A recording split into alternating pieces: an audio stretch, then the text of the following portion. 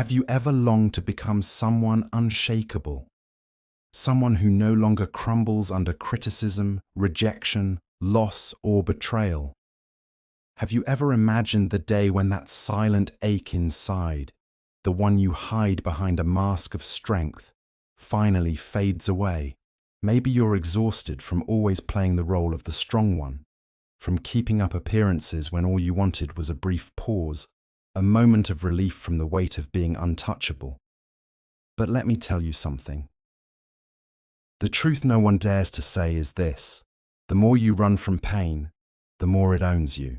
The more you numb yourself, protect yourself, or hide, the more you remain a prisoner to words that cut, actions that disappoint, and silences that break you inside. And this is not weakness. It is the reality most people share.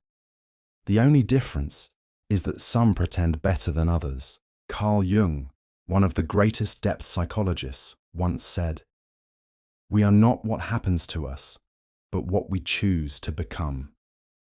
And here lies the key. The goal is not to armor yourself against life, not to grow cold or indifferent, but to bring into the light what you keep in the dark. True strength is not the absence of wounds. It is knowing yourself fully, even when you're bleeding. If you've stayed with me this far, it's not by accident. This message is for you, the one tired of hurting, the one who feels at an emotional disadvantage, as if others have power over your heart. I want to show you that it doesn't have to be this way. But first, you'll need to face truths that may sting. And maybe for the first time, this pain will not destroy you, it will set you free. Let's begin. You believe that what wounds you comes from the outside, from harsh words, from abandonment, from betrayal. But the reality is harsher. Nothing out there can truly hurt you unless it finds an open wound already inside. What breaks you is not what others do. It is the old scars they awaken, the stories you tell yourself, the emptiness you cover with pride, strength, and the desperate need to appear fine. Jung teaches us that external pain only mirrors what we have not yet faced within. That is why some endure devastation with clarity, while others collapse from a single careless word. It's not about what happens, it's about where it lands inside you. And here is the uncomfortable truth.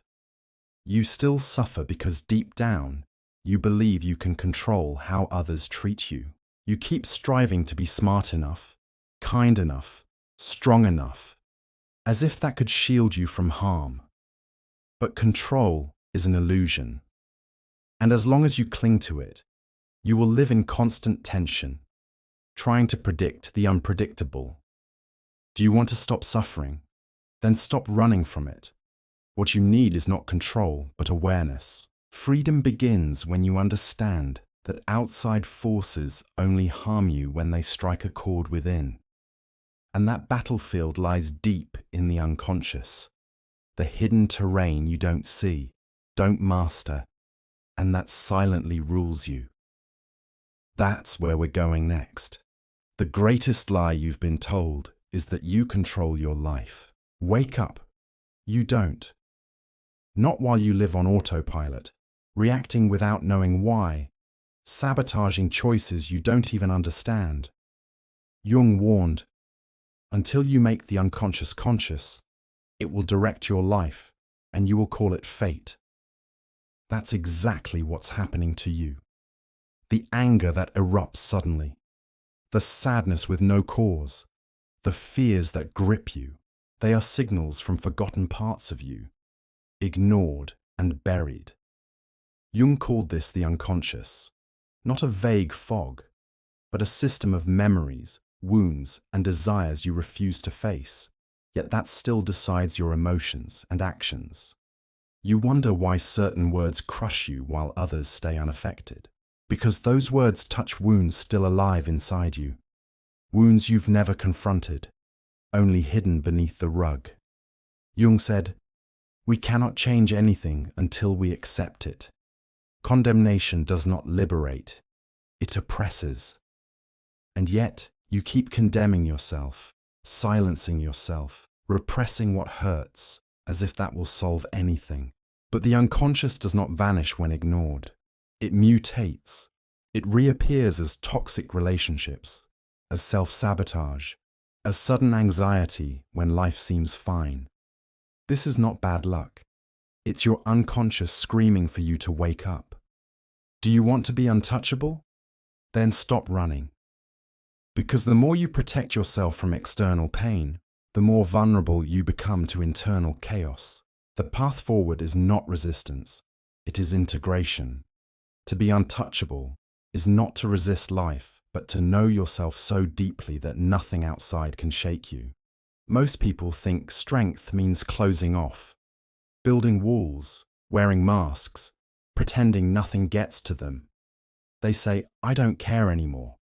But inside, they're bleeding. The issue was never about feeling. The issue was not knowing what you feel or why. And that only happens when you don't know yourself. Jung captured it perfectly. Know all the theories, master all the techniques, but when you touch a human soul, be just another human soul. The soul you keep hiding behind your tough image is desperate to be seen. True strength has nothing to do with being cold, avoiding pain, or ignoring conflict. It comes from accepting everything you've buried in the dark. You don't become untouchable by walling yourself off. You become untouchable when no one can wound what you've already embraced within. But this path requires courage, the courage to face yourself. Pain, far from being your enemy, carries the seed of transformation. Since childhood, you were taught to despise pain, to see suffering as weakness, to choke back tears, and so you ran, avoided, denied. But pain never vanished. It transformed into anxiety, anger, numbness, and impulses you couldn't explain. Jung saw pain differently. He called it the soul's messenger. Depression, he said, is like a lady in black. Do not push her away, invite her to sit and listen.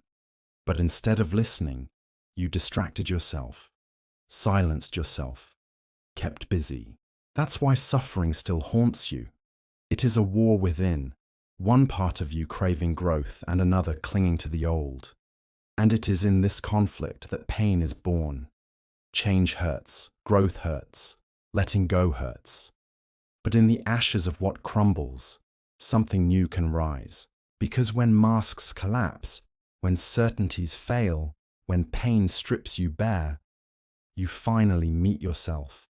And in that raw encounter, suffering becomes sacred. It brings you to your knees, not before the world, but before yourself. Jung knew this. Pain is not the end, but the beginning. Most people flee before they cross this dark valley. But if you're still here, it means you are ready to cross. Individuation, the process Jung described as becoming who you really are, is this crossing. But it does not flatter the ego, it dismantles it. You will realize you are not your achievements, not your traumas, not the image you built for acceptance. That was survival. Individuation is life beyond survival. It is when the unconscious forces what was hidden to surface, when the persona, the mask of convenience, is torn away. This is how you become untouchable, not because nothing affects you, but because you have already faced the fire. You've looked at your shame, your neediness, your rage, and said, "I see you, and you no longer control me." That clarity is strength. True resilience is not a shell, it is a core. The wholeness of all your parts united in one conscious center. You may feel pain, but it won't break you. You may be hurt, but you won't lose yourself, because you no longer live at the surface. You inhabit the depths. But this depth has a price: loneliness.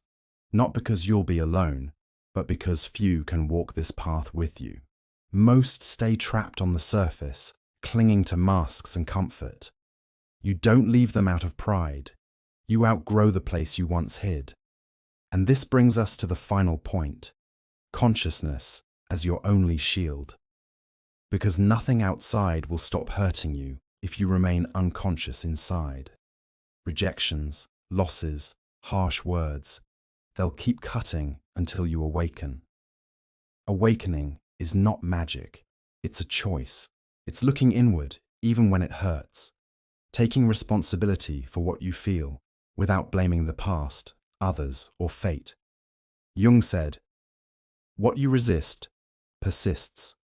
What you accept transforms." And your whole life you resisted.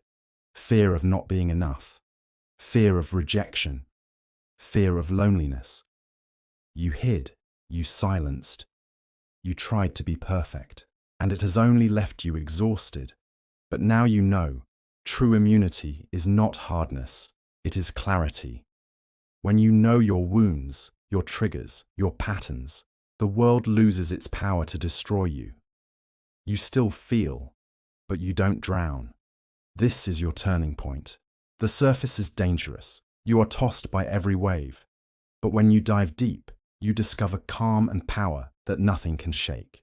And when you live from this depth, the world can try to knock you down, but it finds nowhere to strike.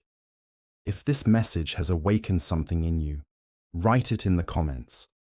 I choose awareness.